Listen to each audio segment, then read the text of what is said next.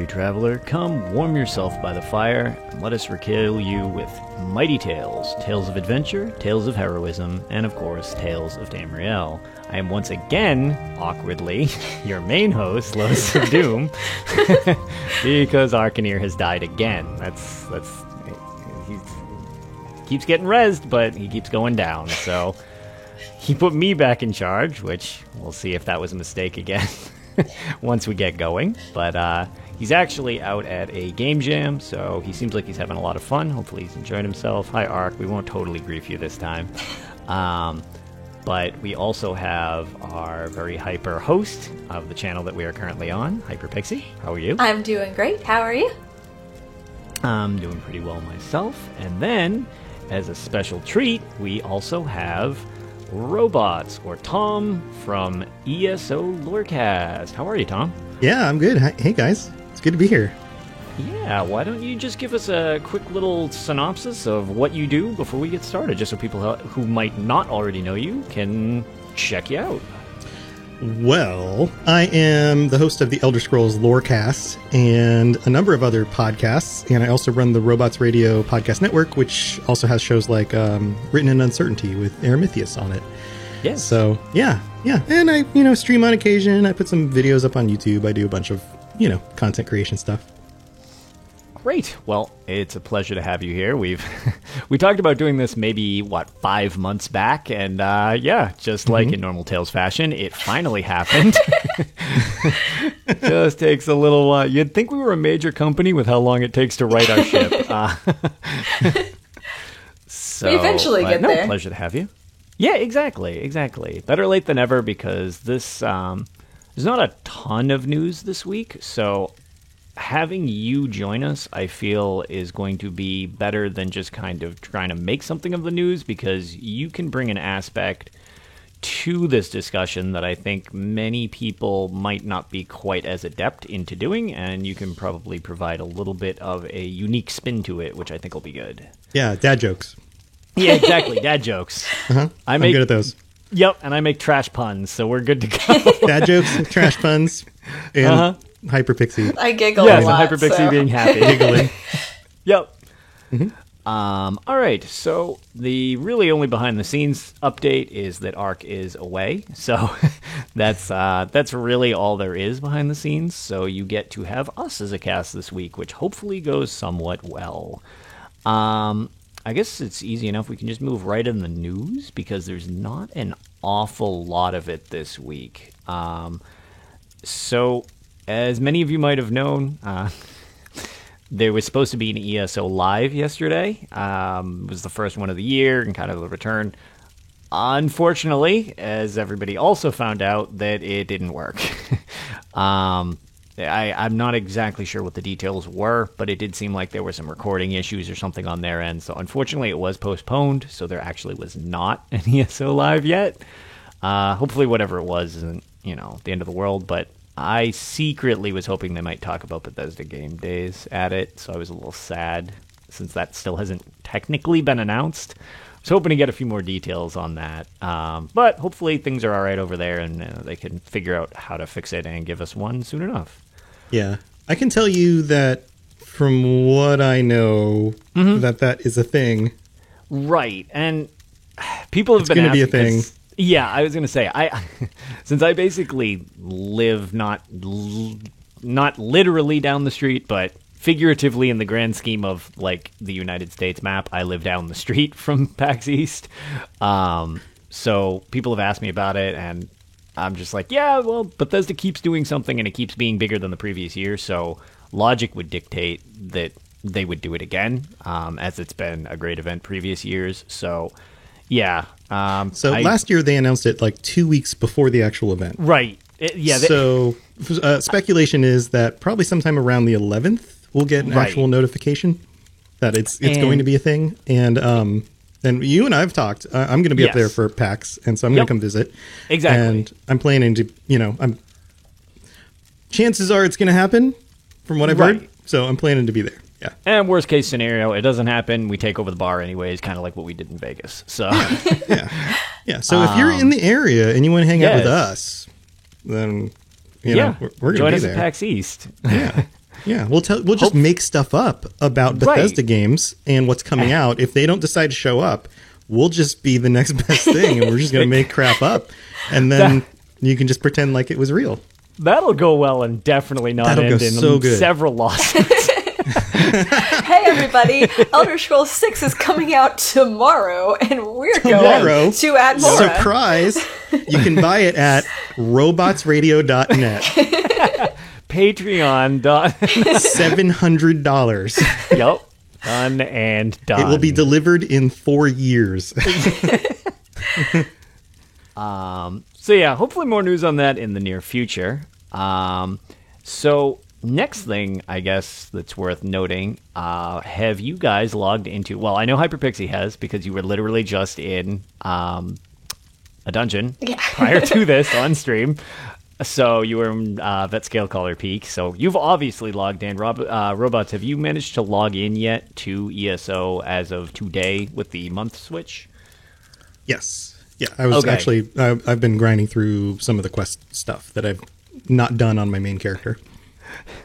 All right. So that's what's going to bring me to the first kind of note is you guys notice our daily login amount is a little off, and that seemed to stir people's questions up a little bit as there are not nearly as many days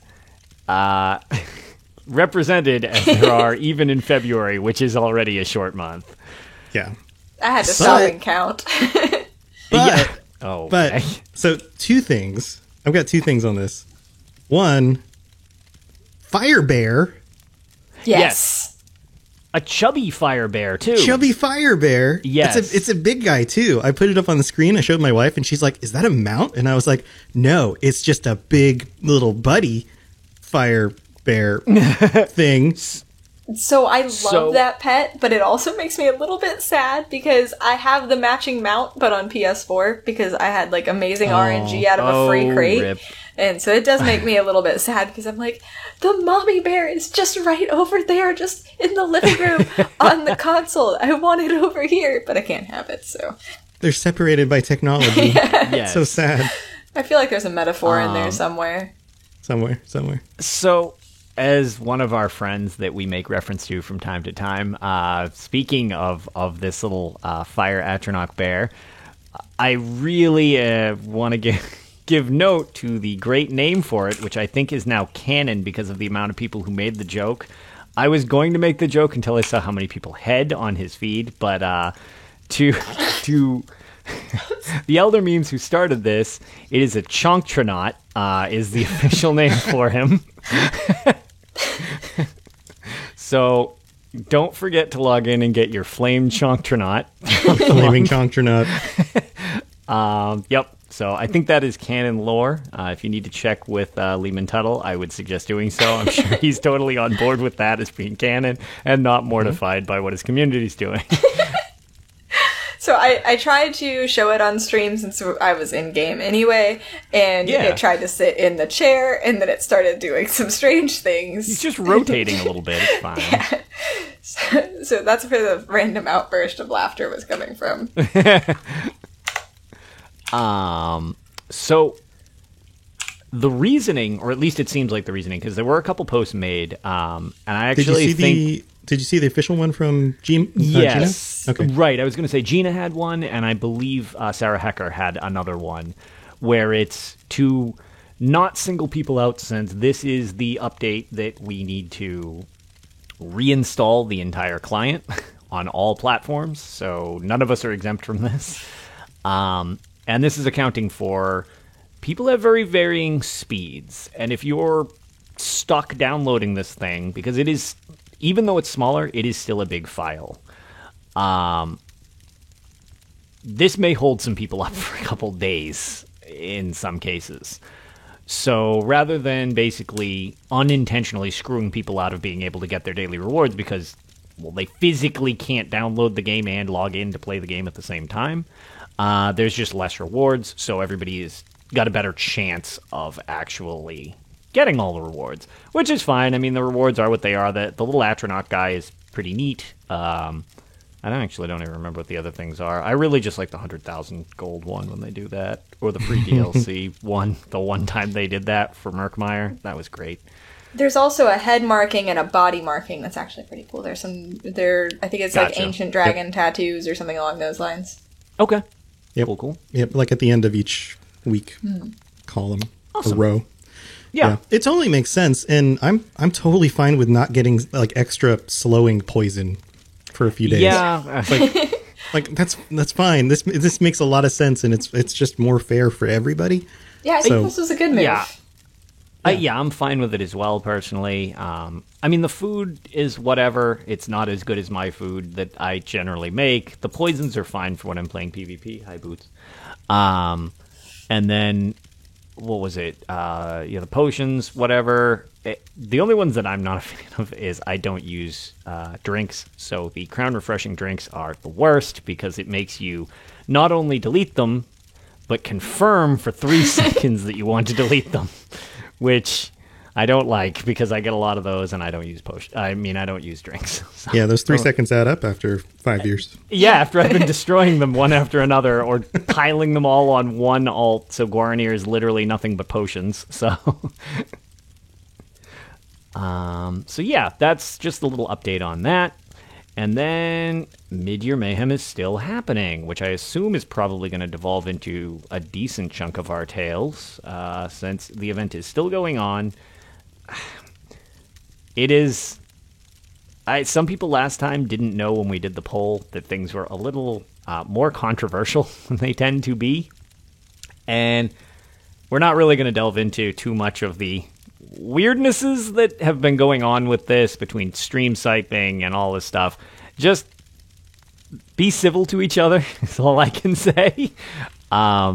It's competitive, but it's also a game. So, don't take this stuff too far out of context. This has been a little more contentious as an event, so to speak. But yeah, it's still going on for those of us who are enjoying it, like myself. Don't boost. Stuff like that. It seems like it would go without saying, but, it is what it is, I suppose. Don't be a jerk, have fun. Perfectly said, exactly. With the number of people who play this game, for there to be a few people stream sniping is like the percentage of the audience that's actually doing that is like 0.0001 for it to be like all of a sudden it's a thing because it shows up on the streams and there's only so many popular streamers. Right. So like that 0.0001% of the audience all of a sudden, that wants to be a jerk about it. Or chances are, and this is my theory about how all this stuff works, is probably just not over the age of 15 and just totally bored. Yeah, just causing mayhem for the sake of it. I think that's the majority of the problems we have with the internet are just kids who don't know any better, they don't care, and they're bored, just going, look what I can do, because I have the power to do it, because I'm on the internet, And with how positive the community largely is in this game, I think what it is when anything does surface that's kind of less than positive, it almost is more striking, because if you go to another gaming community that's less positive, we won't specifically name anything, but like where they're always at each other's throats or they're competitive notorious Pac-Man. for something. Exactly. Oh, man, they're ruthless. Those guys. Ruthless. Ruthless. They make fun of Pinky all the time. Pinky's the best ghost. No, Inky is the best. You know what? This podcast is over. I don't want to hear any more Pinky. of this. Is there a red one? See, it's if so, that's bleeding into my our favorite. show. Is there a red ghost? Pinky's pink. It's kind of close. It's like light red. Yeah, it's like, yeah. It's like light red. All right, yeah, I can't argue that fact. She's on Team Pinky. Yeah, apparently. I'm already outnumbered. I don't like this. But that's just it. It's like, the fact that any controversy pops up with us and it's not, there's a hiccup in the game or something crashed or whatever. Like, okay, that happens. But when people are actually at each other's throats a little more than usual, it's a little, it's more than a little. It's incredibly unusual for this community. So I think that might be why it's more jarring, because it's so out of the norm of us having a very accepting, fun community type of thing. So, it's a stark contrast to everyone just being cool and nice to each other. And right. Yeah. But and chances are it's not even the people who are part of the community who are the ones like, liking each other's posts and up-thumbing stuff and popping in a stream saying, "Hey, how's it going, everybody?" It's like it's not even any of those people. Right.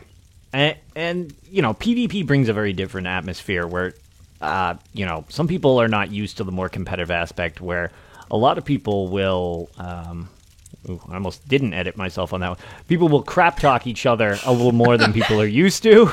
Poop talk? Poop there you go. Yeah, I'm getting better at this after that slip up last time. So a lot of that is more in the heat of the moment or good fun or whatever. And again, that can be kind of jarring to people who are not used to that. Where more often than not, you don't want to be doing that when you're all on the same side. Well, there are 3 sides for this, so, again, it's a bit of a different atmosphere for some of that stuff. But again, it's the event's there for fun. It's just a game, so try to just keep that in mind in and amongst whatever you're doing, and try not to get too swept up in any of the negativity that might have popped up at all recently. So, just like in Mario Kart, don't screen look, which is what stream sniping is. That's not nice. Exactly. Yeah, put up the cardboard. Yep. Exactly. Mm-hmm. Oh man, yes. Good time. The days of the cardboard. Yep. Or you put the one string down the middle and you put the blanket over it, so you fold it, so it's just like, yep, you can, and your teammate's got to be horizontal to you or vertical to you, so that Mm-hmm. Oh, I remember the days. I lost a work tournament at Mario Kart due to a screen looker incident. So I'm still salty about it. So the stream. This was a coworker. Yeah, and so the next week they came up and they were like, "Hey, can you help me with this thing?" And you were like, "Hey, could you maybe not screen look?" No. I think I've thrown it in his face at least once a month since it happened about 2 years ago. So I was going to win the tournament. I put them in the shredder. I'm sorry. What email? Screen looker. Start all emails. Dear Screen Looker. Dear Screen Looker. Remember that time you were screen looking? All right. So, since we do have our lore-based guest today, that's where I kind of wanted to have some of our discussion revolve around. And I get the feeling the 3 of us might have pretty different takes on this. I gave you guys a little bit of a heads up as to what exactly we were doing. Yeah, I've got a feeling that tonight's going to be a good night. Yeah, so the question that we were going to pose was, what does Elder Scrolls lore mean to you? And other than the 3 of us going to go on our little rambly tangent that we will do, if any of the listeners or watchers or any of that would like to send us your thoughts on this topic, please feel free to at our email or our Twitter or any of that stuff. Please, feel free to let us know what you think as well. We're kind of interested in this, but we might as well get things started with our guest, I suppose. Have Tom start stuff off since you're kind of, I would assume, the loriest of all of us currently available. I don't know about that. One of the things I very clearly explain on the podcast is that when I started it, actually almost exactly a year ago in a week. So it's almost my anniversary. That's the word for 1 year of a thing. Congratulations. That's huge. Huh. Yes. It feels like just yesterday that I heard about your show just starting up, through the Lore Seekers. Yeah, and it feels like just 2 weeks ago, I saw you in person in Vegas. I know. I think it was about 2 weeks ago. That was 2 weeks ago. Oh, wait, that was literally that was 2 weeks ago that we all saw each other, right? Yeah, we all saw, So one of the things I make very clear in the first episode is that I am by no means a lore master. This is a hobby. This is, it started out as hey, I want to learn more. And what better reason than have to keep creating content around something and put it out into the internet and have everybody correct you? No better way to learn than that, right? So, and that's what people do. They write in and they go, well, actually. And the wonderful thing about Elder Scrolls lore is that there are multiple interpretations and reportings of all the different things and events and places, and the further back in time you go, the less actual literal interpretation there is for the way the lore actually plays out. Mm-hmm. So sometimes you even get people writing in saying, well, actually, this is what happened here. And I have to remind them that, like, well, that's according to one source, like maybe that is the Altmiri, or a specific Altmer's perspective of the thing. And yes, you're right. It does say that in that document, but this other document says this, or, these other sources say this, or if you take everything together, it's more likely that this is the case, but nobody really knows because that's the way the lore works. And that's kind of fun. So I think the first thing I would say is that it's very interesting and exciting because the lore, and I guess I should define lore, but the way the stories work and the history of this world works is very similar to the real world. And I think this is one of those concepts that a lot of people don't always understand, is that our understanding of our own histories were written by flawed individuals who had limited perspectives. And anytime you learn about an event in history, in fact, anytime you, like, if I told you a story about earlier today when I went to the grocery store, my version of that story is going to be different than the lady at the counter who checked me out at the grocery store. And, she said I was really attractive, so that was really nice of her. But I told you the dad jokes, I'm good with those. But that's just the way stories work. It's just the way the lore works. And that's what's really nice about, the lore in the Elder Scrolls, is that it also works the same way. There's no definitive truth. There's only different perspectives of events that may or may not have even happened. I come at all of this. Let me preface this a little bit with, I come at all of this with a background. And I have 2 bachelor's degrees, one in philosophy and one in religious studies. Wow. So I was very determined in college not to have an employable degree. So, well, you made good choices. Yeah, so I made very good choices there. But that means that one of the things that you take away from that kind of degree, or those kinds of degree programs, is that everybody comes to things with their own lens, with their own interpretations and perspectives. And I find that that's very exciting and interesting because you can always peel back other layers or see more about the way different individuals or cultures see the world. The flip side of that is that oftentimes when somebody tells a story about a thing, you learn as much or more about the person telling the story than you do about the thing itself. So because everybody brings their own lens to a particular story, for example, if there's an Altmiri story that is anti-orc, then chances are it's because that story is from the lens of the Altmer, and they are culturally insensitive to other cultures and often racist. And so it tells us more about the Altmer than it may actually about the orcs in that's actual story. Like, we have to take that into consideration. So all of that stuff is very interesting, and I like coming at things from that perspective. So if we were to pull out a little bit, that means that, to me, the lore of the world isn't just the stories. It's not just the he said, she said, this person ruled on this between these dates, and this is the definition of this group of people, or anything like that. It's something even deeper. It is the philosophy of the world. It is the way that all of this stuff fits together, if that makes sense. And I know that was kind of a winding path to kind of get to that, but I think that you kind of have to have all those pieces to really understand the fullness of that perspective. Does that make sense? It makes perfect sense. No, absolutely. That was really, really well said. And I completely agree with everything you just said. Thanks. That's the problem with having degrees like I do, is that you often think in a circle, and then everything has to kind of fit together for you to. You tend to want to justify things with multiple points and perspectives in order to feel like you're secure in that justification. Anyway, I won't go on too long with that stuff.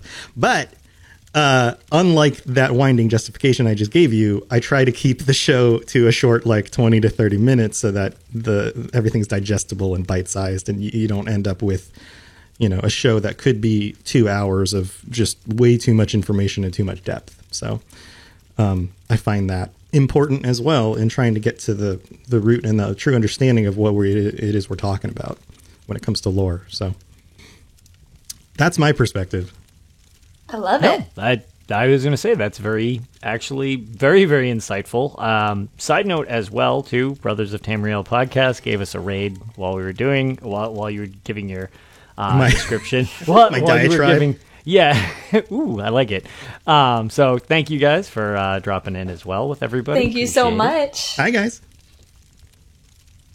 But no, I very much agree, and that is one thing about this game that I specifically like how it's written, and it's come up several times that the unreliable narrator is like a big crux that this series has, because unlike a lot of other writing where there's a definitive history, it's weird that this game is written in a way that mimics our real world, because right, it's kind of strange that you almost need to intentionally put yourself in the shoes of the different races to then find a way to write about it as if you were that race. Like they're almost RPing themselves in order to write, as opposed to being a narrator writing a story.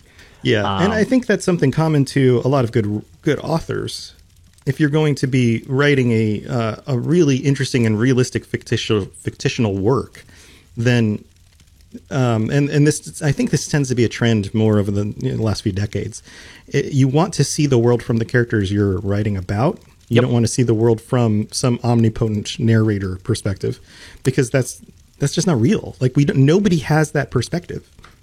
Like that doesn't exist. Right. Yeah. Having just one god entity that's like, this happened, then this happened, then this happened. It's like, okay. I mean, and that can still be interesting if the story's interesting, but it becomes much more real when it's done from... I mean, even each one of the races has their own names for the same gods and stuff like that, which is beyond being mind-bendingly complicated when you read through the books and everything like that, and there's various interpretations.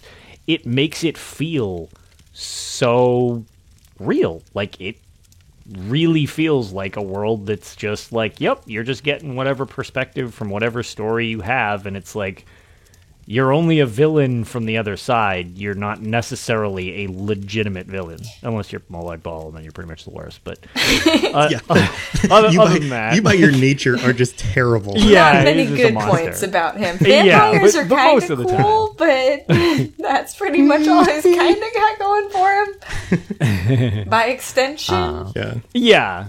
But, no, I thought that was very eloquently put. So. Thanks. So I think...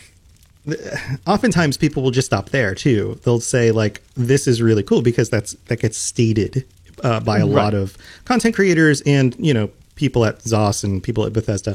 One of the other things I really enjoy about the lore is that there are other little nuances that are less notable or noticeable until you actually dig into it. So the episode I just released this last week is about Pelinal Whitestrake.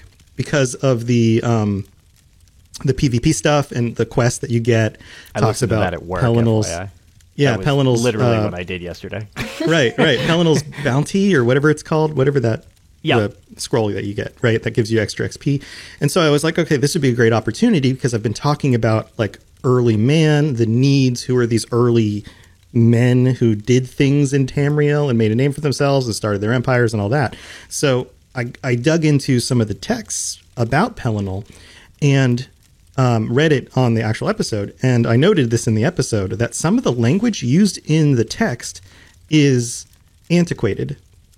And this is one of the things that happens when you read a bunch of philosophy and you read a bunch of religious texts. In general, they are translated from their original sources. And the second layer on top of that is not only are they translated from their original sources, but the translation that you're reading is probably from X number of years ago. So you're translating words from another language into your language at a time when you didn't speak it. So you're going to get antiquated words that approximate the thing that the text was trying to say. And there's that kind of flavor to some of the documents in the game, especially some of the older documents. And I think that that's really cool. That means that somebody knew that in order to create that tone in the writing. And I don't think that's one of those things that a lot of people notice. You know, they just kind of read through the document and they think, oh, this sounds kind of funny. But it sounds kind of funny in a very realistic, real world kind of way, which is really cool. Yeah. So it's just one of those little side notes that you kind of note as you dig more and more into the texts. Another one would be something like the way that analogy is used in describing early events of like the Dawn era.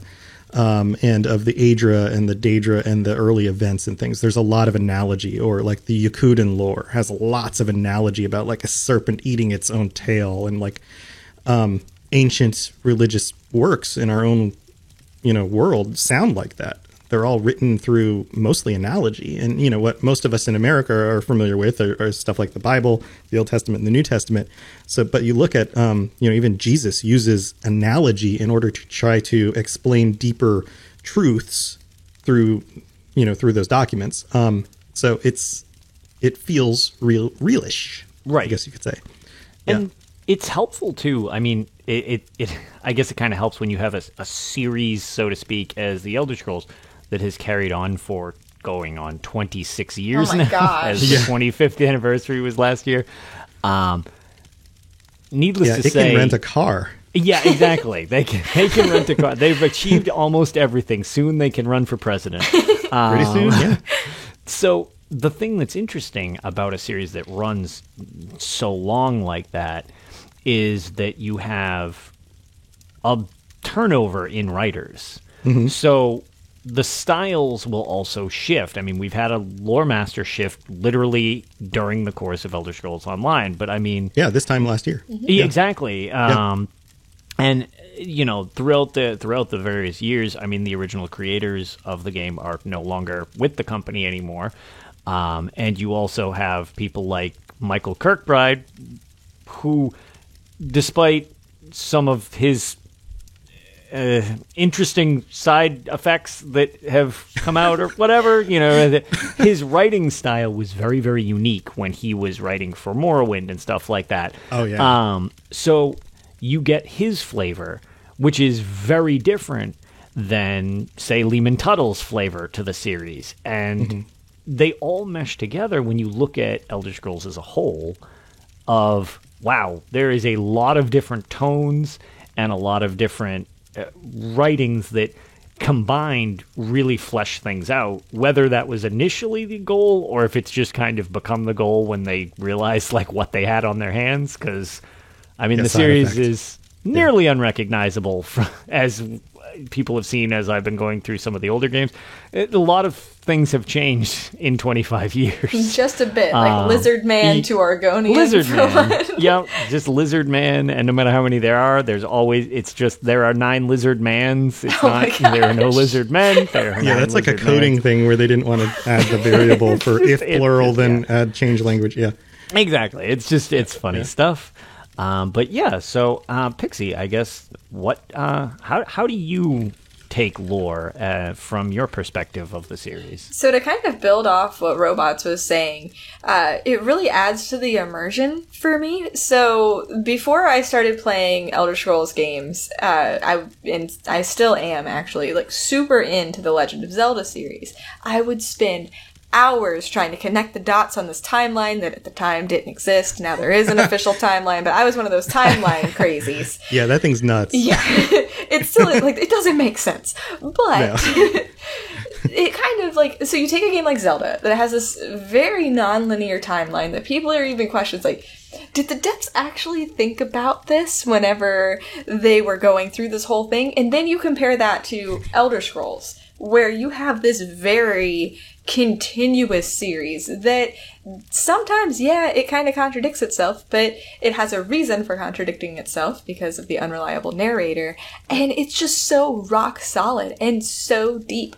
I can spend hours getting lost on UESP, just clicking around like, oh, I want to know more about, I mentioned earlier, vampires in ESO because of Greymore coming out, and I'm excited about that.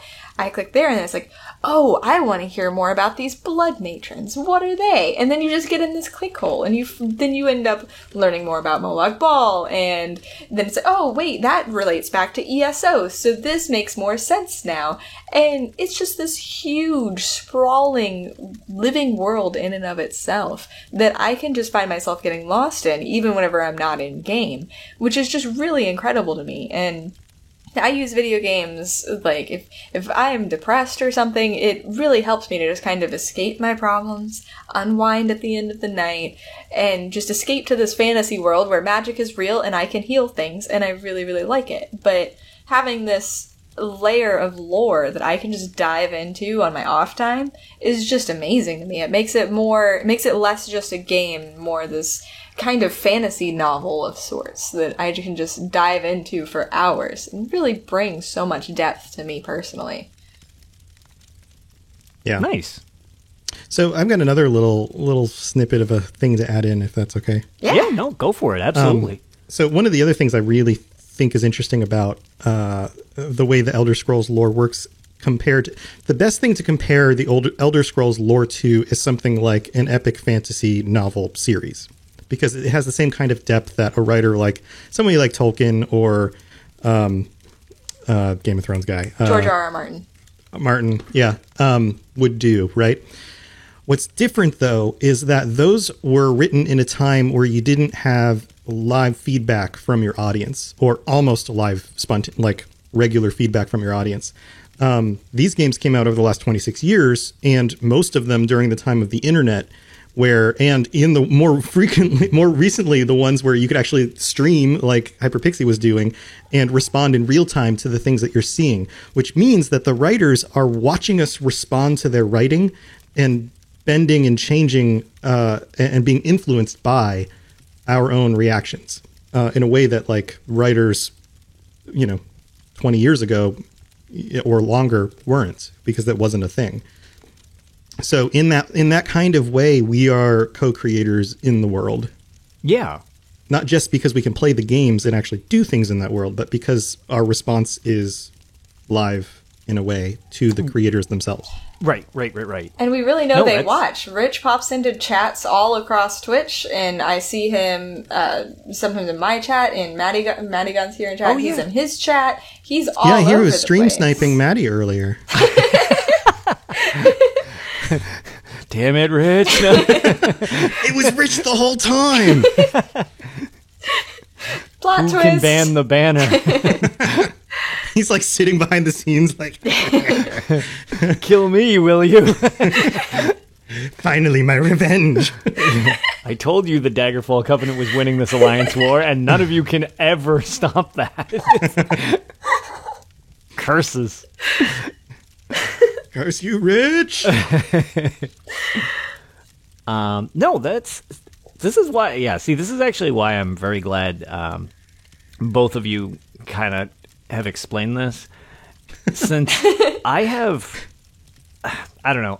So mine is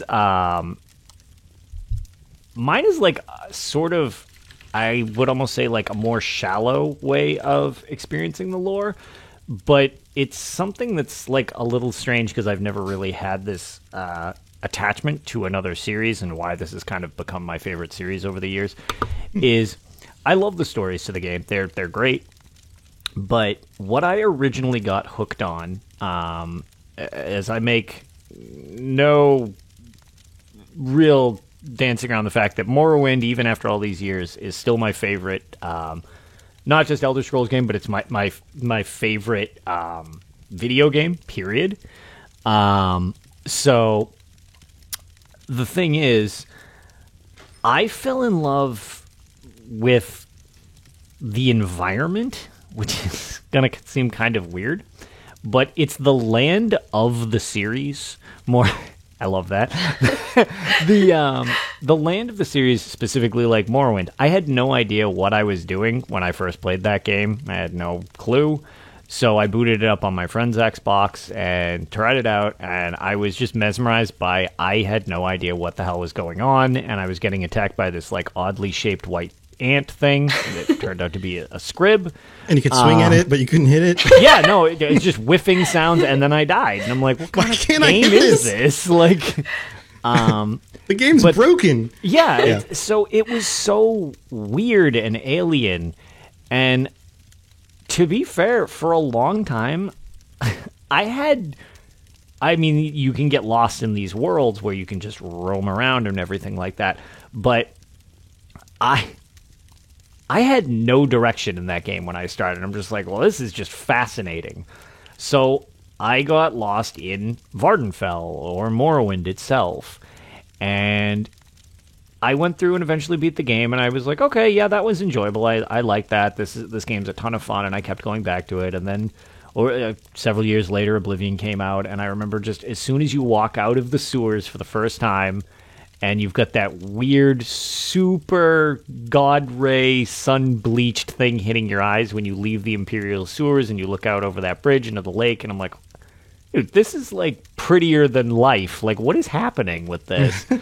And it always ended up turning into I would fall in love with everything that I was doing in the game, just like playing it, and then the stories would fill it in for me. So I actually, until somewhat recently, Elder Scrolls Online, I've really started to enjoy the stories a lot, and I listen to all of the books from in-game. I don't read them because that would take forever, but I download all the audio ones. I believe I've shouted them out before, but Skyrim Book Club, they do more than just Skyrim. They literally have done all of the books, 793 I think there are, and podcast format, so you can just listen to them like audiobooks. So that's kind of how I fill in my extra storyline stuff.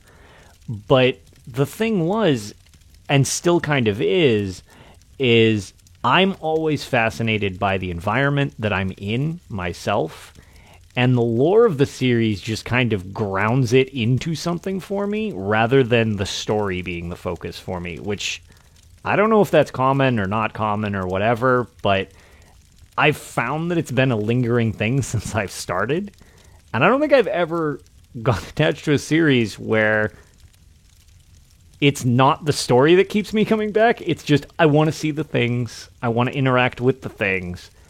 And the lore and the stories enrich what's there, as opposed to be the draw for me, which I don't know if that's like a kudos to the writing or an unintentional slight or whatever. I don't really mean it that way, but like, it's just very, very different, because I wouldn't play a Game of Thrones game, or, you know, back when Game of Thrones was a show with all 7 seasons that weren't trash. Whereas I don't care much about where they were, like in Westeros. It was like, okay, I want to know what's happening with this character and what's going on with this character and stuff like that. And this just feels like I get to experience what's there, and the stories kind of just happen around you. And that, to me, is like, okay, that's great, that fills it in. But, like, the lore is almost supplementary to me, because just the environment that they've created, for whatever reason, is just, like, mesmerizing. It's that continent, just, like, I don't know if that was intended when they started. I kind of get the feeling it might not have been, just from, like, some of the older games. But, like, it is so detailed. It's, like, mind-bending. And it's hard to, like, wrap your head around it, like staring at, like, a Google map. And, I mean, you could just Google map, like, the Elder Scrolls Nirn, and it would be like a real-world map, which is just very, I don't know, it's a very interesting series because of that, to me personally, at least. I totally get that. And with Morrowind in particular, that was my first experience in Elder Scrolls as a whole series. Also, I remember I had a friend who was visiting from whenever I had first moved to Florida, and he was actually my friend's older brother, and he saw me watching him play, and he eventually one night he's like, "Do you want to play? I'm gonna go to bed early if you want to stay up, and just don't save anything, and you're fine." And so I stayed up all night long, and I remember I found the Telvanni Towers, and I had no idea what they were. I just saw giant mushrooms at like 8 or 9 years old, and just thought it was the coolest thing ever. My mind was completely blown, and I just knew I needed to know more. And I remember a few years after that, I didn't have an Xbox myself, so I couldn't play the game until much later. I remember being like, I'd really like to get into that game someday if I ever get an Xbox or a PC. And I actually ended up on UESP reading about Morrowind, even though I didn't play the games. So I just wanted to know more about the story there, and what were these strange creatures attacking me. And so I totally get how that environment can just really draw you in. And it's like that for me with Skyrim too. I can just roam around Skyrim all day, not fight a single thing, not do a single mission, and just be completely content just traveling the roads, and just be completely immersed in what I'm doing, especially if you turn on a mod like Frostball or Skyrim Survival Mode or something like that. It takes it to another level, and it's really incredible that a game can capture you from both sides, both environment and story, and just keep you so engrossed in what it has. Oh yeah, absolutely. I'll just roam around in Skyrim and be like, oh, I'm going to get some achievements on this new version of the game that I have on yet another platform, because Todd Howard keeps convincing me somehow to buy more copies. But and since I'm an achievement junkie, I like 100%ing things. I'm like, oh, I'll just get some achievements, and I'll go on with a direction of like, I'm going to do whatever the thing is.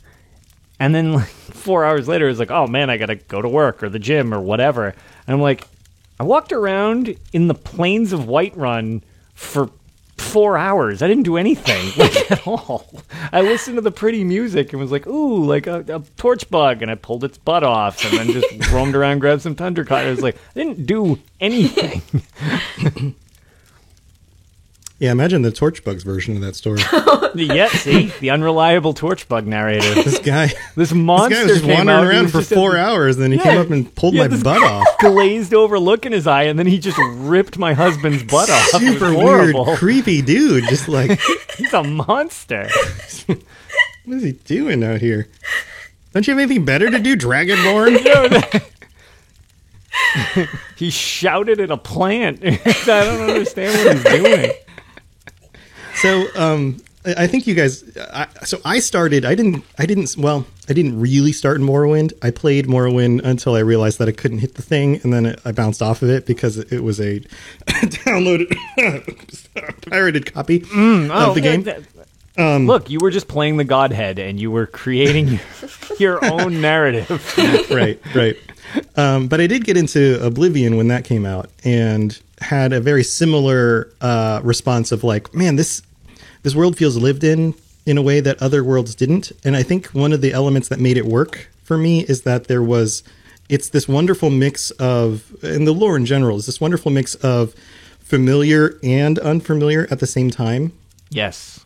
So you have like, oh, I know what elves and dwarves and orcs and things are, but then you go, oh, but these are different. They just have the same kinds of names, right? They're not really Tolkien-esque in any significant way. It's just kind of a starting point for familiarity. Yes. But then you're like, oh, but then there are these demonic things that enter the world. So I know what demons are, but Daedra are really not. They're not demons. Like there's this corollary. So it's kind of familiar enough until you get under the surface, and then you go, no, this is different. I need to figure out what this is. How is this different? Why is this different? Who are these gods? Who are these creatures? Where do they come from? How does magic actually work? I know how magic works in Dungeons and Dragons. Well, wait, no, it doesn't work like that. Okay, something else is going on. Got to dig into that. Mm-hmm. So it's familiar and yet completely foreign all at the same time. Yeah, no, I definitely get that. That 100%. There's so much of that, too, where it's just close enough to make a reference point and ground it, so it's not just totally off-the-wall wacky crap all the time. Right. But at the same time, it's not, you're not fighting Spider Daedra in real life, or or lizard men. At least I hope you're not. I don't know. There was a really big spider that took over my house one time, and I'm pretty sure Mephala sent that one. See, all right. Yeah. So in most cases, wait, doesn't I was going to say, you in some type of dream where this is actually a master ploy to get the rest of us done for as well? Is that what this is? Maybe. I don't know. All right. Well, at least we're aware of it. Look out for the spiders. She's Mephala herself. I think I'm way too terrified of spiders to be Mephala herself, unless it's some kind of like Sheogorath Jiggalag situation going on where you're still Mephala, but now you're scared of spiders. Have fun in your realm.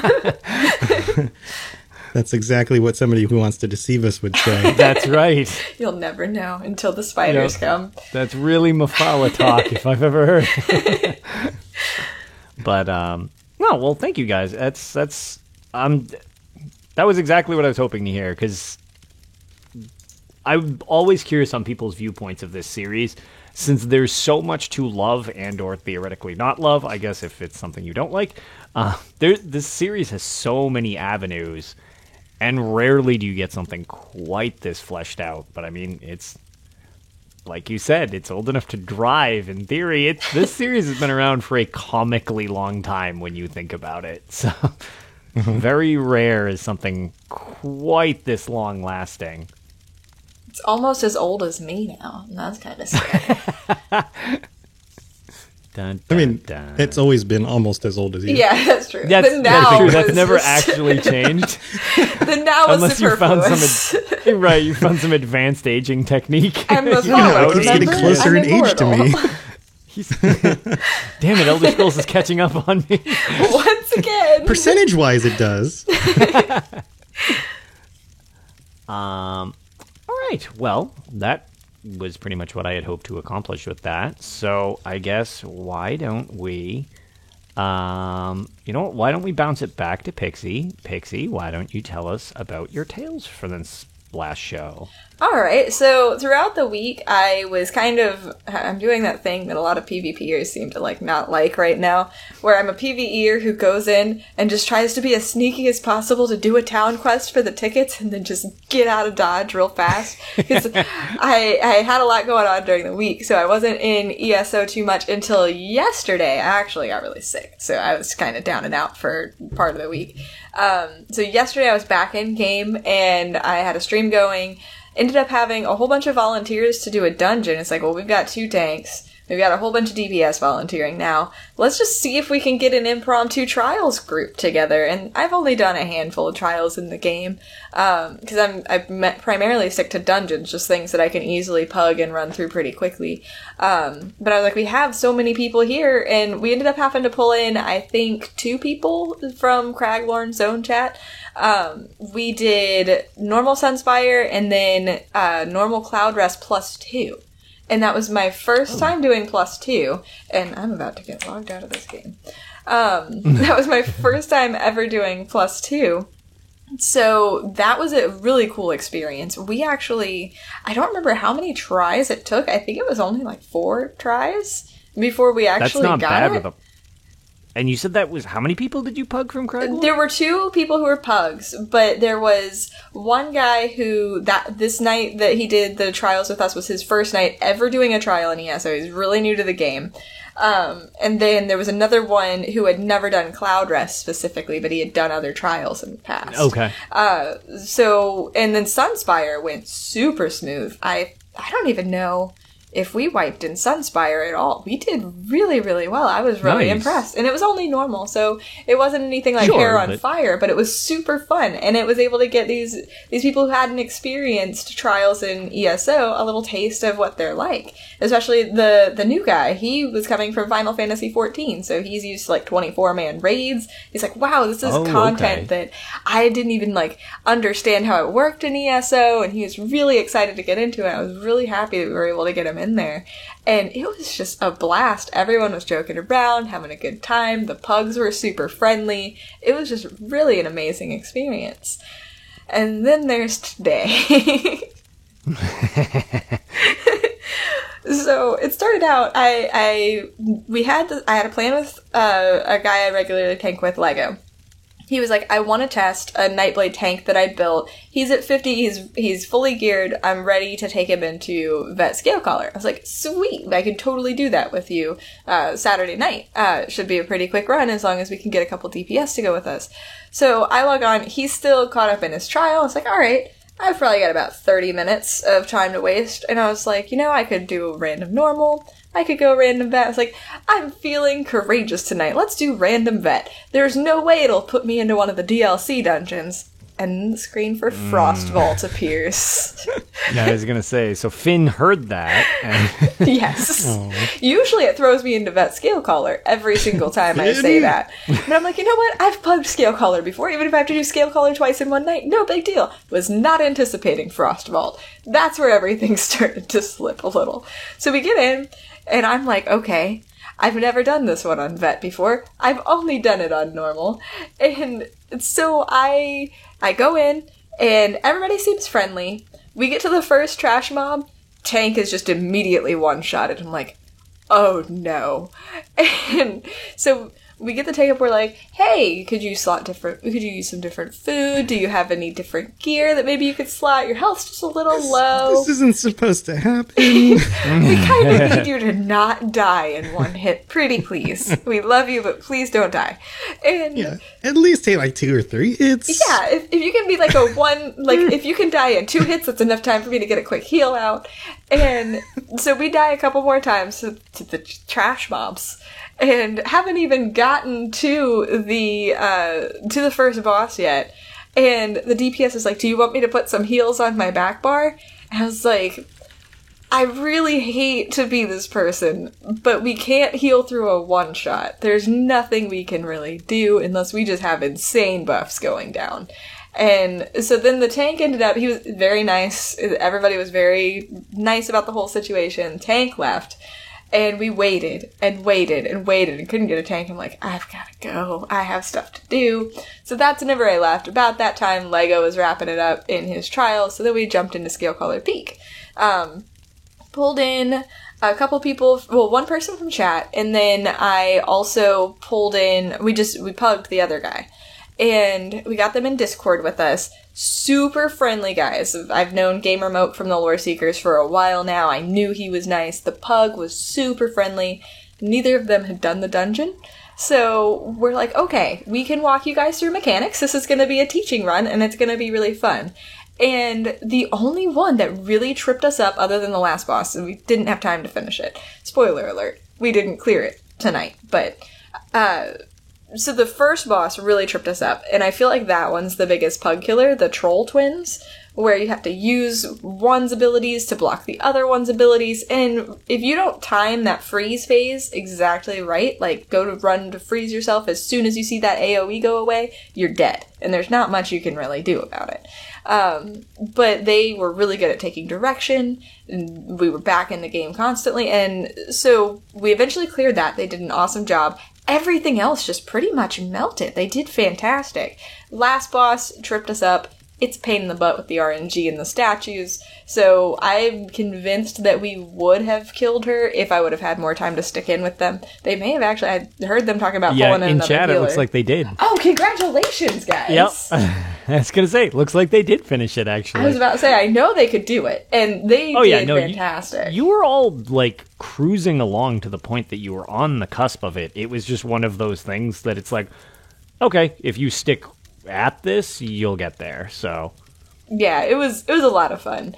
So really, those were the highlights of my week in ESO, which is a little bit shorter because I was a baby with sickness and just wanted to lay down and watch Netflix. All right. Well, robots, here's your first experience. So, in the last 26 years of Elder Scrolls, what are your tales? Well, I can talk about what I've been doing recently. Yeah, I was going to say, whatever you, any tales of note that you'd like to throw in is just kind of how we, anything of interest. Doing a little bit of PvP, doing some of the event stuff. Nice. PvP isn't my main thing, but It's fun. You know, my main character is not built for PvP, so if I did enter Cyrodiil, did the whole like, oh, just kind of sneak around and try not to get killed in order to get some, quests done. But he's too squishy. He's very PvE built. He's like high damage, but if somebody locks me down, I just melt. But then I got a chance to play some PvP content, some Battlegrounds with a tune I've been leveling. I've been leveling a Magicka Necromancer. So doing that and doing like leveling, like sub 50 with her, and she's just like melting people's faces, which was fun. So that was good times. Some of the people in chat who I saw earlier were doing that with me, and that was a lot of fun. But other than that, so about this time last year, I decided I was going to get through all of the quest content in the whole game with my main character. And I kind of gave up on that by about summertime because I started just doing other stuff. It's also overwhelming. It's also overwhelming. It's really long. But I've kind of gotten back onto the grind, going through all of the, the northwestern provinces, areas, and doing that with my main tune, who is a Khajiit and clearly not part of the Daggerfall Covenant. Do you guys get the feeling when you're doing this kind of stuff in the game that like it's obviously built so that you can be whatever character, whatever class? I mean, he's a Nightblade Khajiit vampire who is not from the Daggerfall Covenant, coming to help them stop necromancers and do all of these, right? And I'm like, this is a little weird, but okay. Yeah, let's see how this plays out. Right. And he's like cleared most of the Dark Brotherhood content and the Thieves Guild. Like he's very deadly, very sneaky, geared out. So I just like blow through like bosses or like, bosses of story content before they're even done like taunting me. I'm just like, they're like, you will never stand up. I mean, a shout out to AKB from the UESP, as he loves Zumog Foom so very much. He, on a serious note, he can't tolerate him, and that fight, he couldn't finish Insult, and I play as a tank, so damage is not my gimmick. But I put on my PvP gear when I quest just to speed things along a little bit. And he couldn't finish insulting me by the time he was dead. Like I'm like, well, you're a terrible necromancer, and you are not a threat. That was awful. Yeah, but that's okay because I'm really not doing it for the challenge. Like if I want to do it for a little more of the challenge, I'd start a new tune, and But even then, the CP level kind of balances that out anyway. Right. Sure. But getting through the content is fun, and a lot of those areas I've played through other characters as I leveled them, but I didn't get all the way to like the end of the story. So now I'm getting to catch it in like the end of the story. And I'm like, oh, so that's how that wraps up. And I'm starting to see a lot of similar themes from like years ago when they created those main areas, and like I think almost every zone you go back in a dream somewhere. You get teleported into a dream. That was a gimmick they used quite a bit. Yeah, they use that stuff a lot. So just kind of doing that stuff. But there's always stuff that makes me think twice. Like, for example, I start having questions about the Khajiit because there are areas that you need to get to because it's along the coastline where you actually have to swim. Are Khajiit like most cats and then they don't like water? And if that's the case, should I skip that quest? Because the Khajiit would just be like, nope, not getting wet. Yep. Just turns around. Yeah, just takes off, runs back to the sands. Yeah, I'm going back to the sands. And if that's the case, and I don't know if I don't know that I've come across any lore or stories that actually explain if Khajiit are water, apprehensive, or I don't know what the right word is. Water resistant. Water resistant. Is your cat waterproof? Yeah, waterproof. But if that's the case, then do they not bathe? And if that's the case, do they groom themselves like a cat? So there is that feline grooming emote that I actually think I have. Oh, really? Because one of the ones that I was going to say, they do seem to make reference to them having some similarities to like standard cat. I forget where. I wish I remembered what zone it was in, but one of the Khajiit is trying to get another person's attention who is not a Khajiit, and the other person is horrified because they're like, well, this person clearly, this Khajiit clearly hates me. She came over and she dropped a what is it? She dropped a dead skeever on my doorstep, and and anytime I'm looking around, they like headbutt me, and it's like really awkward, and I'm worried they're gonna try to like rob me or whatever. And then when you talk to the Khajiit, they're like, I left the ceremonial mating gift of the dead skeever on their doorstep, and I lovingly give them a nuzzle, and they just seem horrified. I'm like, okay, you're a literal walking cat, got it. Right.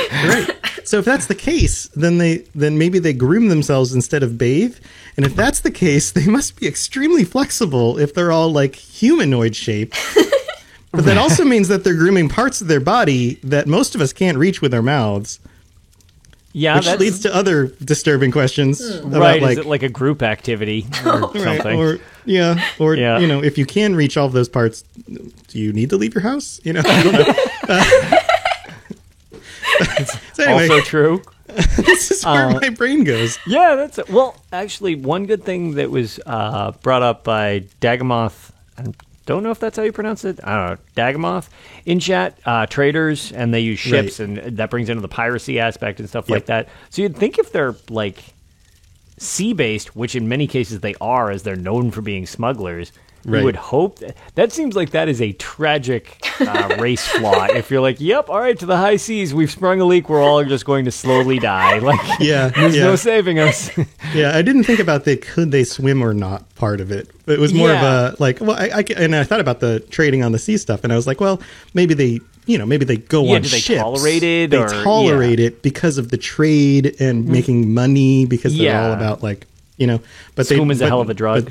Don't make them, But don't make them jump in the water for any reason. Like somebody else is scrubbing the barnacles off that. If you submerge the Khajiit, will it spaz out? Or right. So anyway, those are my adventures lately. Interesting. All right. Yeah. I mean, I definitely can see that because a little while ago I did finish all the quests, and good lord, that is a lot of quests. I actually am curious. They stopped tracking them. Your final achievement is for completing 1,000. And I got that, I think, 2 years ago, and I just recently completed all the quests. So oh my gosh. I can't imagine how many quests, side quests, and everything are actually in this game. It is daunting, to say the least. Yeah, it's a lot. Yeah. Right now I'm just going through the mainline ones in order to finish the Cadwell stuff. But yeah, there's a lot. And there's some that pop up. Like the situation has to be right for them to appear. Correct. Which can be tricky sometimes because they'll go to it'll pop up in an area that you don't necessarily need to go back to. Right. So that can really make things convoluted because every now and then I'm wondering, like, you get all the in-game achievement stuff or trophies since I'm on PlayStation long before you do all of the things. But I just do them because I'm a completionist. So sometimes I'll go to an area, and this, has been over the years, and I'm like, wait, this place is like, everything's done. I'm looking at the map thing, and it's all, finished and stuff. But there'll just be like a new little side quest of somebody who just showed up. And then when you talk to them, it's like, oh, you're relating to something I did a year ago, and I've just never been back to this region. So I had no idea you've just probably been waiting here, sitting by this overturned cart or whatever. So... for a year, just waiting for you to come by. Yep. But all right. So I guess my ESO stuff is very straightforward. I do not consider myself, I guess, to the circulation of the quote that's been going around online to try to put a more positive spin on things recently. I'm not a PvP player specifically either, but I'm also sort of not a PvEer. I literally just do everything in the game because I'm kind of OCD. So as a result, I definitely have always kind of considered myself, I'm just an ESO player, which then has picked on a different connotation recently because of the whole debates on that. But I do PvP. I find it fun.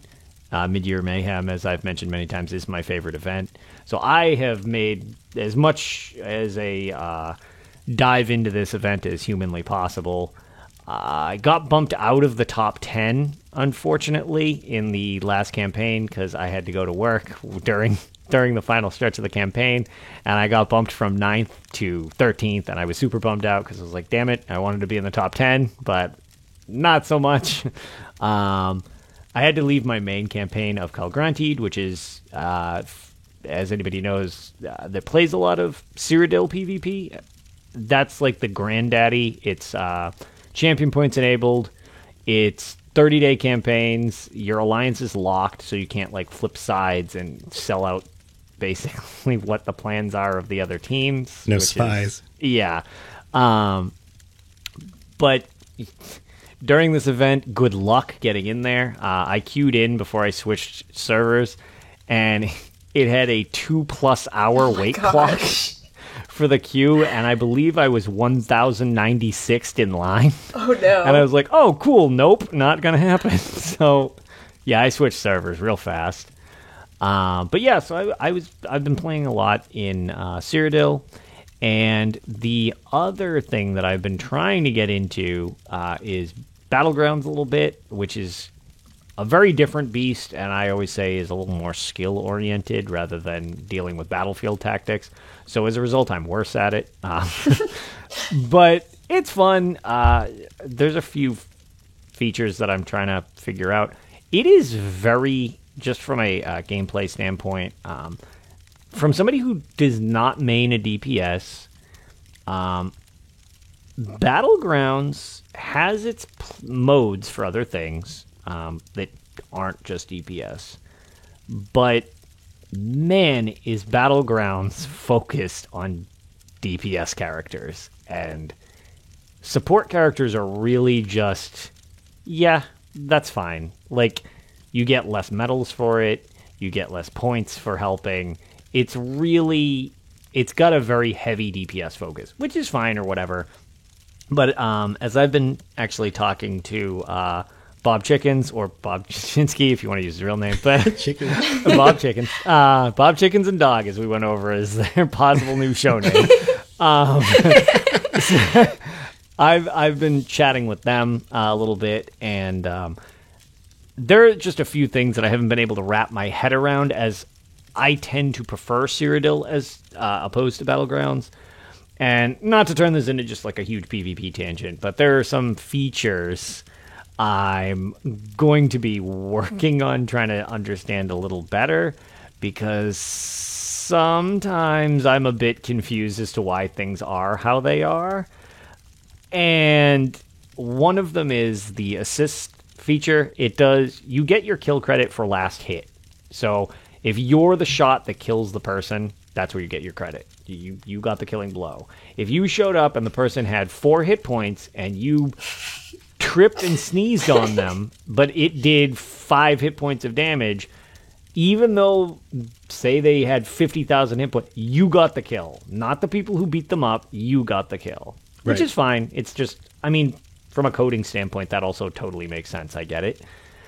But I've been having a rough time trying to figure out what some of these systems are that are in play, because certain situations I seem like I will just tee off on somebody, which again, damage isn't my main game. I'm much more of a tank/healer, and then damage is the third in line.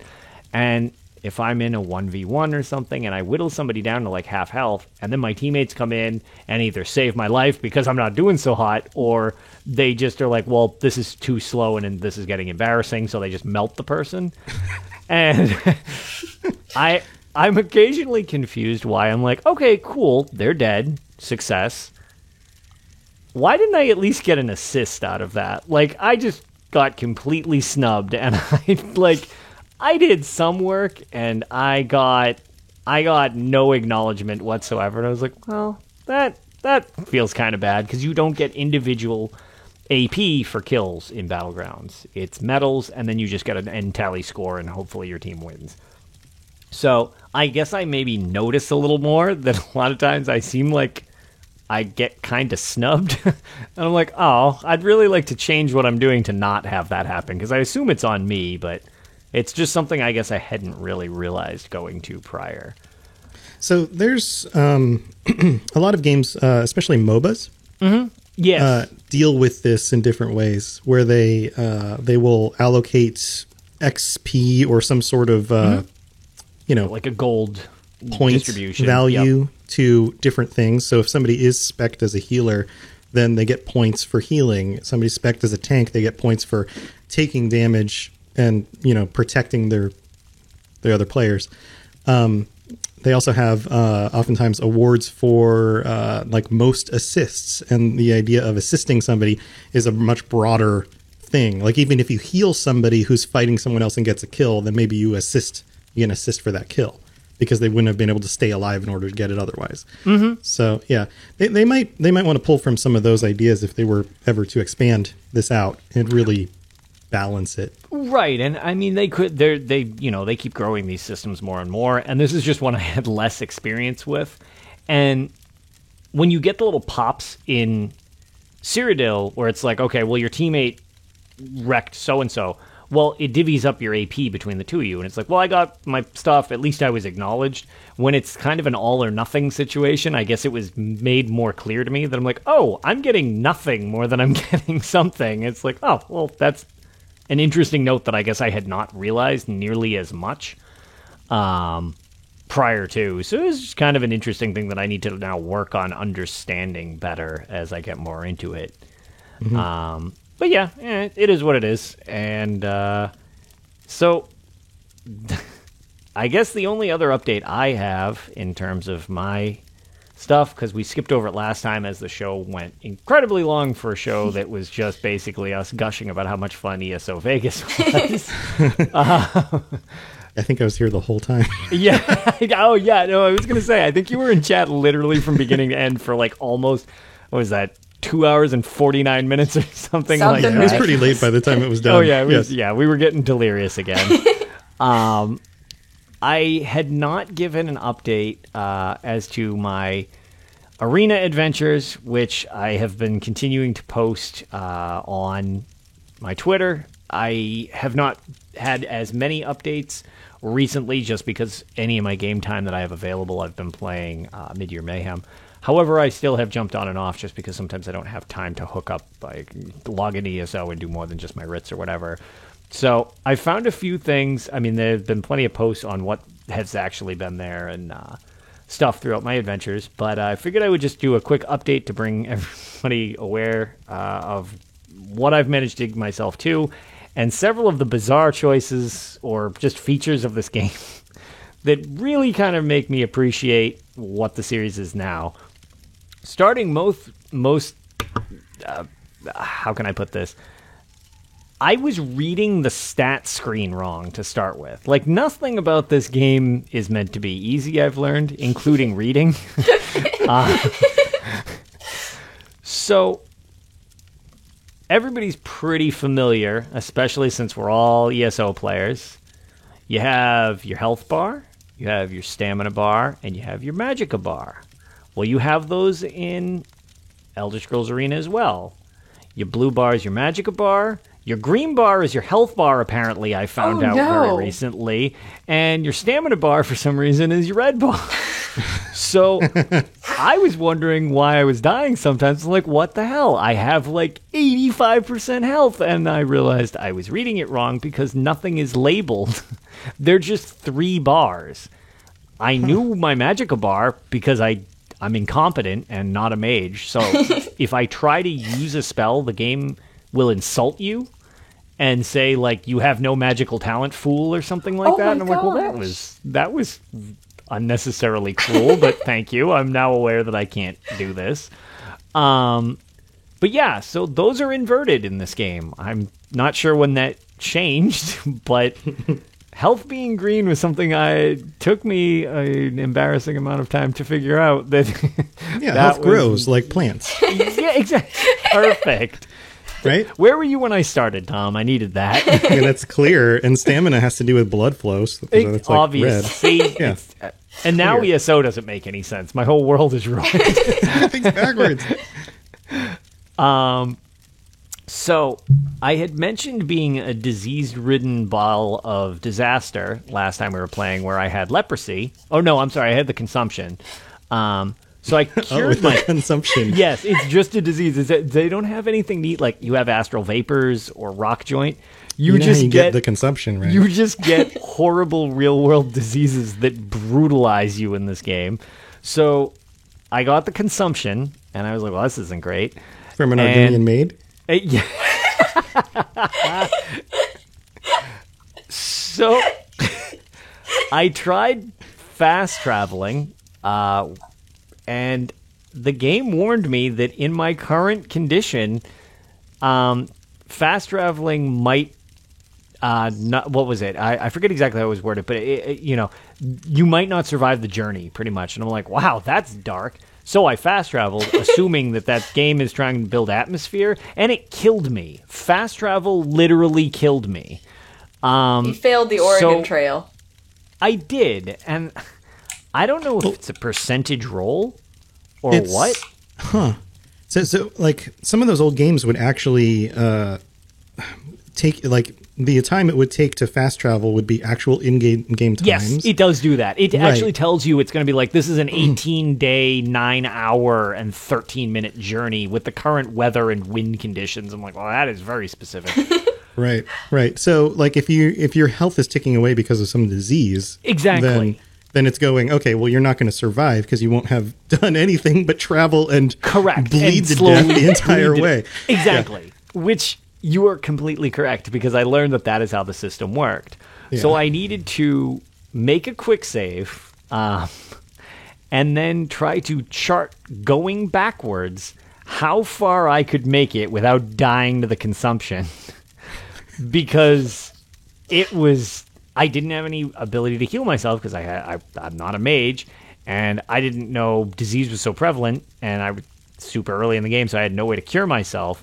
So I managed to finally get to a town that was like, I don't know, a day away or something like that. I got myself cured. I was all happy and everything like that, and I moved forward.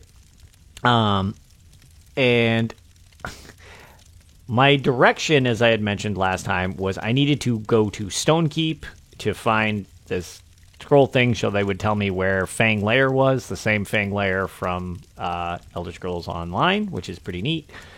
And the queen of the region, we're in Hammerfall, or Hammerfell, mentioned that I need to go to this place called Stonekeep, and it's infested by a Goblin King. They've taken over the thing, and blah, blah, blah. Everybody's dead. And I'm like, oh, that sounds terrible. So I assume that is my quest. As far as I know, that is not my quest, because I've completed it, and I never even ran into a Goblin King. I have no idea what the hell they were talking about. I found the item. There were several things mentioning a Goblin King. Well, I cleared the whole place and never ran into a Goblin King. I ran into a lot of rats and some lizard mans. Maybe it was just a really haughty rat who was like, I am the Goblin King. Or, yeah, somebody just thought his the name. rat was a small person or something. Yeah. It's like, oh, it's a Goblin King. It's like, that's a skeever, but... Yeah, to be part of the Skeever Club, you have to have cool names like That, Goblin King. see, all right. All right. It's like the rat whisperer and stuff. I see. I think you might be onto something. Yeah, 'Cause Vampire Face is like his next in line. The torch I'm bug. Goblin King. I'm Vampire Face. We're the Skeevers. You make it sound like some kind of strange metal band. Yeah, I was gonna say it's like an after school club where you have a lot of matching patches on your leather jackets. Yeah, in fact, that needs to be the name of our band. Yes, Because I think I have that same drum set behind you. I think Intermella. yes, The Elite. Yeah. It's So- a perfect metal band. right. We need to call ourselves the Skeevers. Yes. I mean, it's such a good name. I'm down. Or the Goblin King, one or the other. Just Or maybe don't that's be the name of the winking first album. skeevers, that's all I ask. Also, super random in chat, Lord of the Skeevers. What a fantastic name to this situation. Skeever Club. Your time has come. We have found our leader. Yes. Incredible. Wow, what are the odds of that? Welcome. So yeah, I got the thing or whatever. Stonekeep was a maze. That's good lord. These dungeons in this game are very samey looking and very, very convoluted. But whatever. So I got the item I needed. I got leprosy while I was in there, which was pretty great. Because leprosy is a much worse disease than the consumption. Because your limbs start falling off, meaning you take massive chunks of damage loss as you fall apart. So that's not great. So wait, can you get healed and have your limbs like reattached? Yeah, you're like a starfish, just like in Fallout. Apparently, when you drink a healing potion, all your limbs grow back or something. Yeah, or you can just go pray at a temple, like in the other games, and you just exactly. It's just I assume that you just does it work like Deadpool? Well, I just assume it's a wet like baby squishing arms? sound, and you just ooze back into being a solid person again. It's like wet and gooey. Yeah, exactly. Yeah, you look kind of like a Voroplasm, only pink. Like that's, I assume, what it is. Ditto from Pokemon. Yes, there you go. Yes, you literally become Ditto until you're a full-fledged adventurer again. Yeah. Yeah, if Pokemon were rendered in like realistic flesh tones, Ditto would be so gross. Yeah, there would be a lot of nightmare creatures coming out of that series. So much nightmare. That would be a lot of nightmare fuel. So yeah, I brought that back. She told me where the location of Fang Lair was, which is fine because I went there. The only other thing, so I arrived at Fang Lair. I haven't done anything with Fang Lair, but the only other things that I figured I would bring up, because they're things of note if anybody else ever wants to try this game, because it is free, as is Daggerfall. Bethesda has made them freeware because they're so old. But yeah, few things that I have found along the way. There is no reason to not just barter with everybody in this game, because they don't get mad at you. And the worst case scenario is they say, nope. So you just lowball them as far as you can go and just bump it up one gold at a time until they accept it. And it doesn't seem like there's ever any repercussions, as I've seen. That's how I do things anyway. Well, that's what I do at the supermarket, but after the fourth time you offer them like a nickel and change for like a bottle of wine, they usually try to get you removed. It's weird. Yeah, the lady who was checking me out I mentioned earlier was not so friendly about that. I was like, gallon of milk, I'll give you a penny. And she looked at me like, and I said, 2 pennies? And she looked at me like this, and I was like, that's 100% more. Yeah, what kind of markup is this? 3 pennies? 50% more on top of that. Come on. Unbelievable. Unbelievable, lady. So, and that's the thing, is apparently in game they have immeasurable patience for your nonsense because you can just keep doing it, which has been my approach. Your gear breaks, which is like Elder Scrolls Online and varying ones, not so much Skyrim, but some of the older ones. Well, your gear breaks, and it requires you to bring it to a blacksmith to fix. I think one of the classes can actually do it themselves, but I can't. And it takes forever. My sword broke, and I dropped it off at the blacksmith, and it took 2 weeks in game time for him to fix my sword, which is really annoying when it's your go-to weapon to do anything. You literally can't adventure, so you basically just pick up residence somewhere in an inn and just sleep indefinitely. See, that's when you need barding as like a side thing. Right. Or and you can just like make some money on the side. Yeah. It's anything else to do would have been nice. But yeah, so that's rough. Fast traveling is another thing. I was very pleased I was concerned that fast traveling wasn't a thing in Elder Scrolls 1 Arena. Luckily it is, because the map is ginormous. But the one thing that I've run into as a problem, which I assume if I manage to get this stream worthy, it will happen a lot. And instead of a death counter, I think I need to have a stupidity counter for myself. Every time you fast travel, it faces you directly at the exit. So if you touch forward, you immediately go to a load screen and have to go out of the area that you were just in. It never faces you in the direction of the place you arrive at. It's always the door to leave. Oh. So you have to instinctively turn around before you can move. Otherwise, you leave where you just fast traveled to. And I think I've done it like 30 times at this point where I'm just like, I can't stay where I go ever. It's just always leaving. Well, at least the whole game is only like, 10 megabytes, so it doesn't take very long to load. If that. Oh, yeah. It's like instant. Like, it's just very jarring that I'm like, damn it, I left again. And then the final bit that I figured was worth mentioning, which this could get bad because I did not save scum this in a way that would matter. When you level up, your skill points distributed are random. Not like randomly placed, but they are randomly provided, which I did not know. So when you level up, you get between 3 and 6 ability points that you can put into your skills. Why? Like a dice roll, random. Yes, it's a dice roll based on that. It also so in the older games you used to have intelligence, wisdom, willpower, stuff like that. So I cranked my endurance because I was like, I need more hit points, good lord. Well, that's also dice rolled. So it's doing a dual dice roll on what I'm allowed to get for my maximum health provided and also the amount of points that I'm allowed to attribute going forward. And I did a reference on the UESP which had kind of a warning of quick save every time you're about to level because the game can basically just dig you into a hole by bad rolls and you will just be viciously handicapped later in the game where you just are weaker than a character that just had better luck. The reason that I'm concerned is I distinctly remember several times being like, 3? That's lame. It must just be something odd, and I just distributed my 3 points and I moved on with my life. And so I've apparently accepted several real bad rolls. And I'm curious.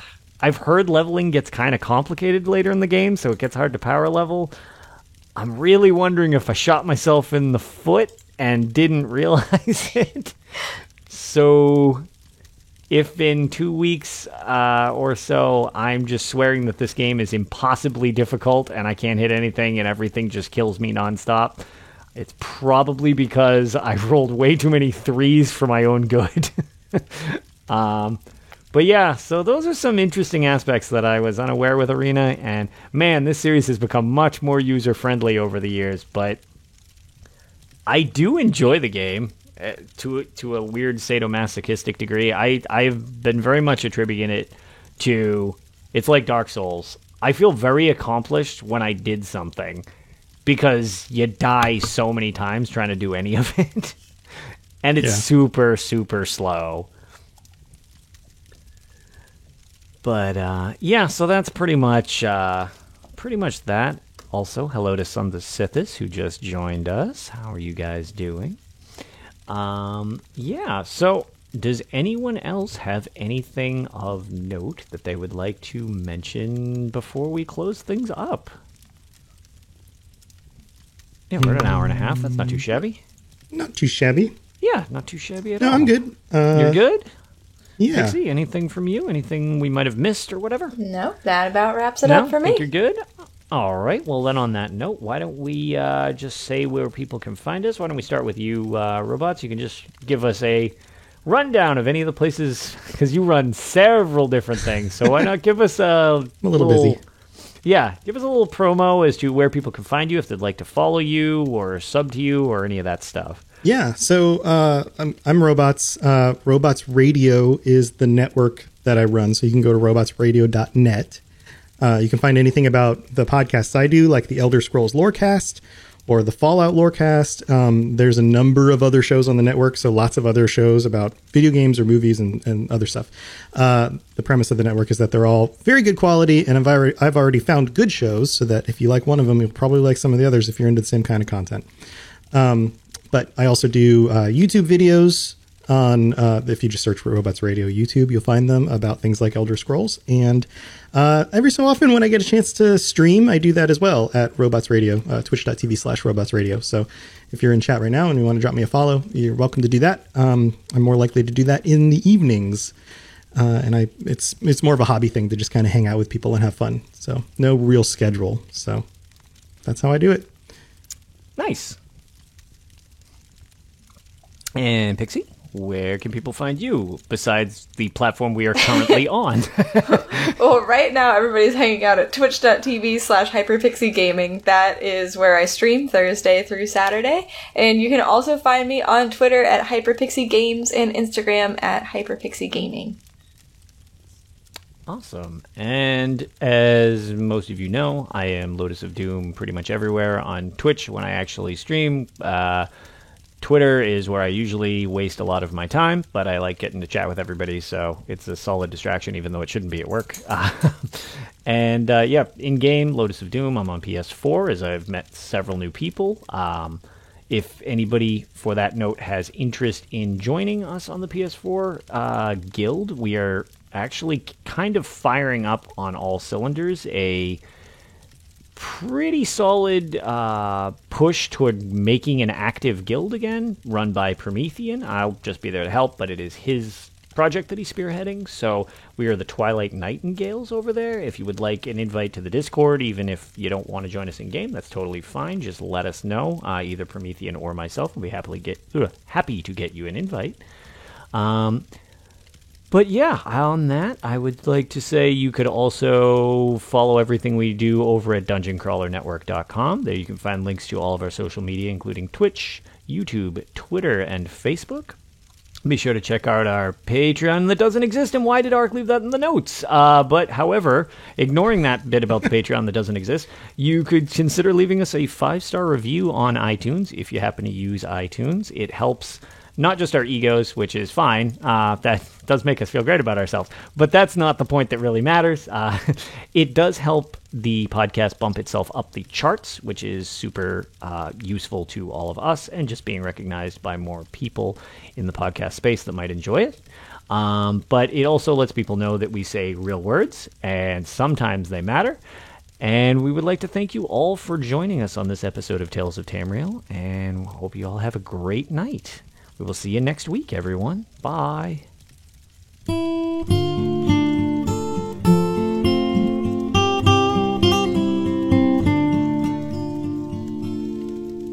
When Akatosh slew Lorcan, he ripped his heart right out.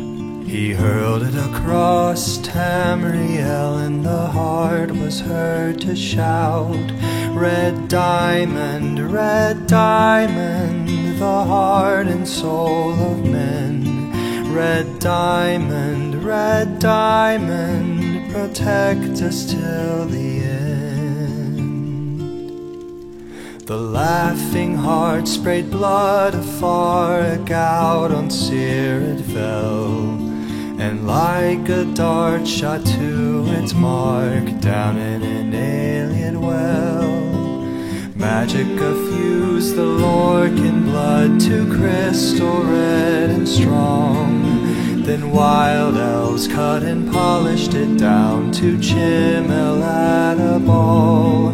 Red diamond, the heart and soul of men. Red diamond, protect us till the end. When elves lost Nirn to men, Akatosh gave the stone to Saint Alesh in token of her right to sit the throne. Red diamond, the heart and soul of men. Red diamond, protect us till the end. Red diamond, protect us till the end.